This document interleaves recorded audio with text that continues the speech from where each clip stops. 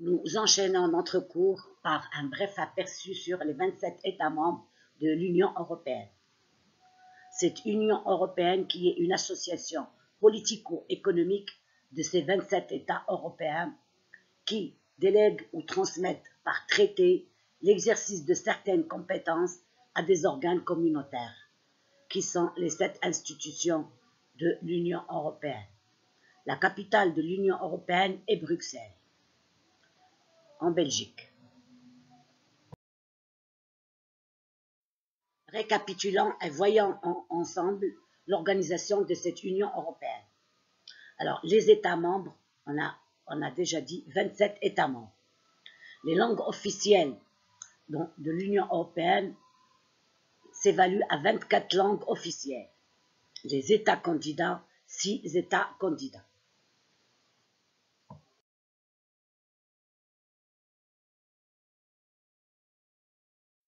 Du point de vue géographique et démographique, l'Union européenne est classée 7e mondiale de point de vue superficie.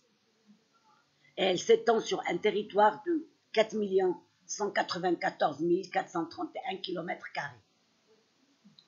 Et elle est peuplée de plus de 446 834 578 millions d'habitants en 2019. Le classement démographique est la densité par habitant qui s'évalue à 106 habitants par kilomètre carré.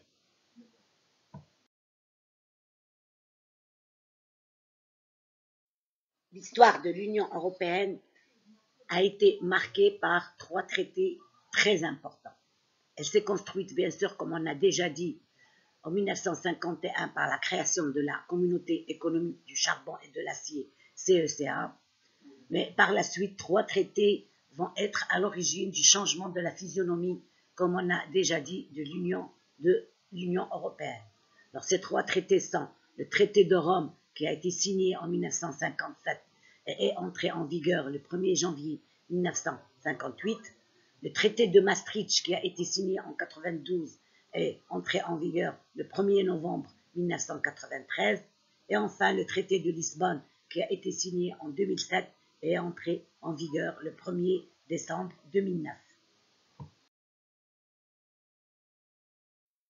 Du point de vue économique, la monnaie de l'Union européenne, c'est l'euro. Son classement mondial est 2e. Du point de vue produit intérieur brut. Ce produit intérieur brut s'évalue à 15 942 578 milliards de dollars. Le PIB par habitant est 35 678,1 dollars par habitant.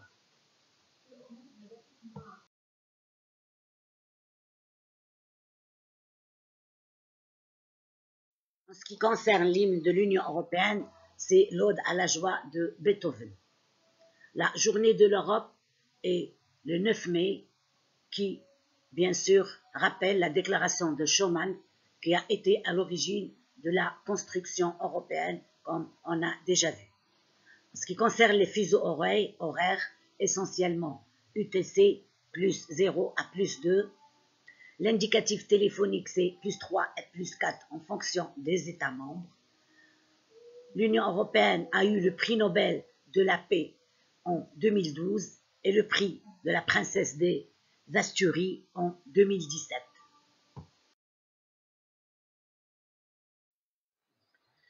L'hymne de l'Union européenne est aussi hymne de toute l'Europe. L'Ode à la joie de Beethoven, mélodie tirée de la 9e symphonie de Ludwig van Beethoven en 1823 et qui a été arrangée par Herbert von Karajan à la demande du Conseil de l'Europe. Alors, le Conseil de l'Europe n'a absolument aucun lien avec l'Union européenne. Le Conseil de l'Europe est une organisation intergouvernementale qui a été instituée le 5 mai 1949 par le traité de Londres. Et c'est une organisation internationale qui rassemble environ 830 millions de ressortissants de 47 États membres de l'Europe. Bon, bien sûr, même les 27 États de l'Union européenne sont membres du Conseil de l'Europe qui est, comme on a dit, une organisation intergouvernementale, que nous allons voir en détail par la suite. Alors, cette ode à la joie est un hymne européen qui a été officiellement adopté en 1972. La journée de l'Europe également commémore la déclaration de Robert Schuman qui a été faite le 9 mai 1950 et qui est considérée comme l'acte de naissance de la construction européenne.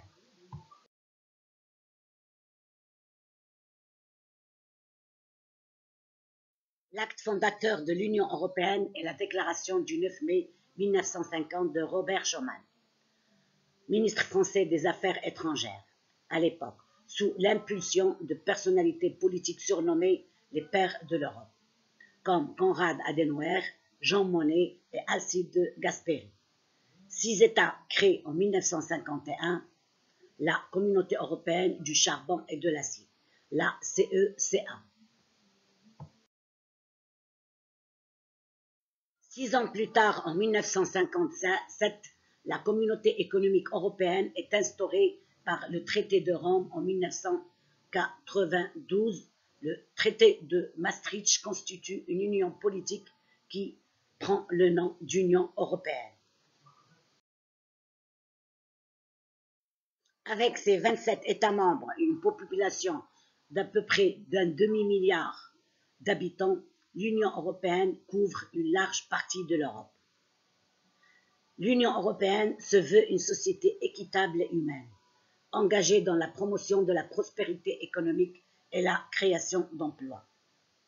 Elle constitue une grande puissance commerciale et est la championne du monde de l'aide financière au développement des pays moins riches. Après avoir été constituée par 28 États membres jusqu'à la fin de 2019, et après le référendum du 23 juin 2016, les citoyens britanniques ont majoritairement voté en faveur de la sortie du Royaume-Uni de l'Union européenne. Le 29 mars 2017, la procédure de retrait a été déclenchée en invoquant l'article 50 du traité fondateur de l'Union européenne qui permet à tout État de quitter l'Union européenne s'il veut.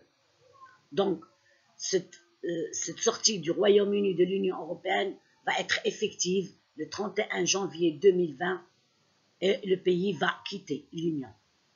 C'est ce qu'on a appelé dans le Brexit.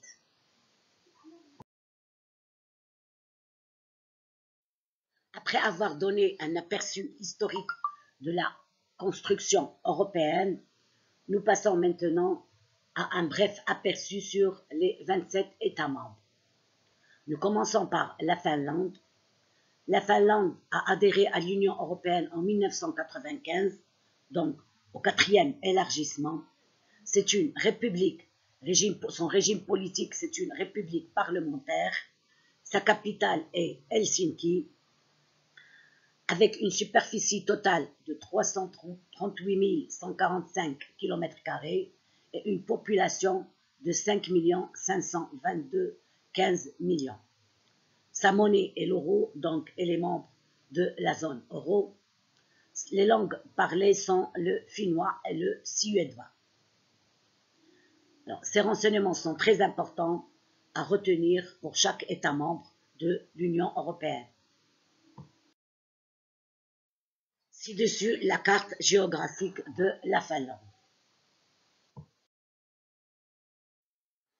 La Finlande devient membre associé de la ELE, l'Association européenne du libre-échange, en 1961, membre de l'ONU, l'Organisation des Nations Unies, le 14 décembre 1955, aussi membre du Conseil nordique en 1955.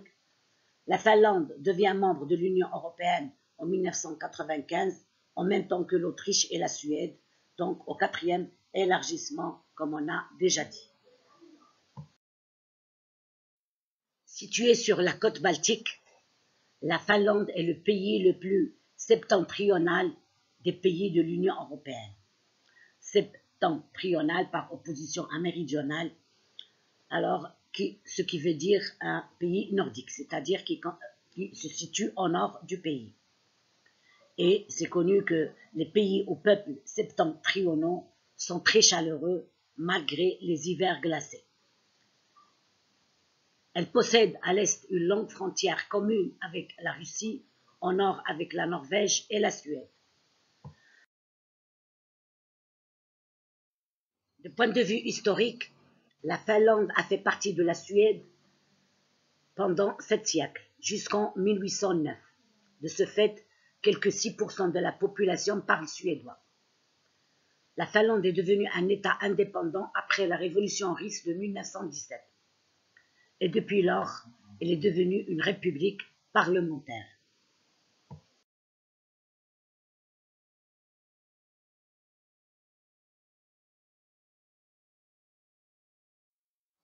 Passons maintenant à l'Autriche.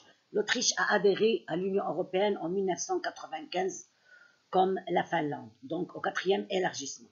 C'est une république fédérale du point de vue régime politique. Sa capitale est Vienne. Sa superficie se chiffre à 83 871 km², avec une population de 8 859 449 millions d'habitants. La monnaie est l'euro, donc membre de la zone euro également, et la langue parlée est l'allemand. Ci-dessus, la carte géographique de l'Autriche. Pendant la guerre froide, la neutralité imposée à l'Autriche par le traité d'État de 1955 l'a empêché de participer au projet de construction européenne. Mais la décomposition du bloc soviétique a changé la donne. Le pays a déposé sa candidature le 17 juillet 1989 et a adhéré à l'Union le 1er janvier 1995. 4e élargissement pour plus de précision encore. L'Autriche est très attachée à l'équilibre institutionnel entre grands et petits pays. La capitale de l'Autriche, Vienne, est le siège de plusieurs organisations internationales, dont le secrétariat de l'Organisation pour la sécurité et la coopération en Europe, OSCE, l'Agence internationale de l'énergie atomique, AIEA, et l'Organisation des pays exportateurs de pétrole, OPEP.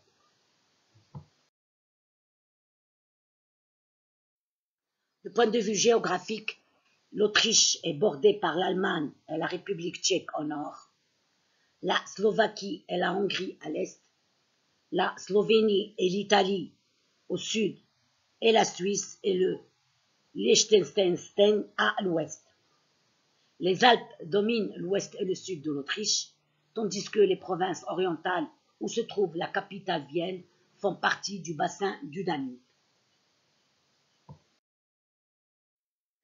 Alors, pour le suivi de vos cours, veuillez consulter, chers étudiants, votre plateforme e-learning de l'établissement ISTH, www.isthmaroc.com, pour le suivi de vos cours. Et au revoir, à bientôt.